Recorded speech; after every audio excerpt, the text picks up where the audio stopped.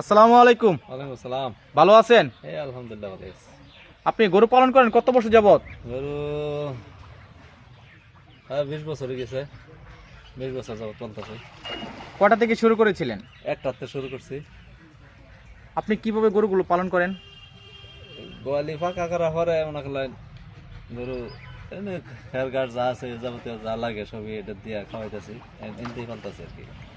লাভটা কেমন?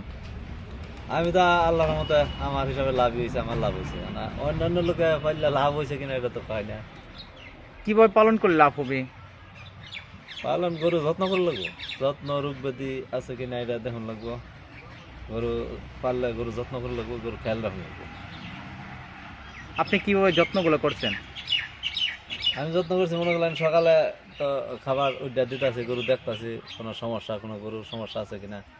আবার দুপুরে দোয়াই দিতেছি, আবার বিকালে খাবার দিতেছি। আমি বাড়িতে না থাকলে আবার পাশাপাশি খোলা আমার বাচ্চা আছে, হ্যাঁ দেয় খাবার, আবার বেটিরাও দেয় খাবার।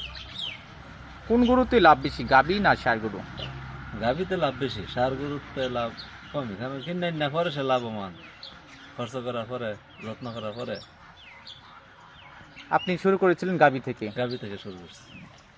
অনেকের তো লস হয়, এটা হওয়ার কারণ কি?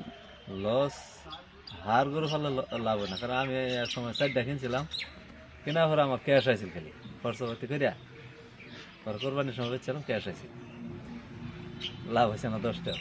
10 টাকা লাভ হয় নাই? 10 টাকা লাভ হয়েছে। তার মানে গাভী পাললেই লাভ হয়, গাভী ফেলে লাভ হয়, বংশ বিস্তার হবে। বংশ বিস্তার। আপনাকে অসংখ্য ধন্যবাদ।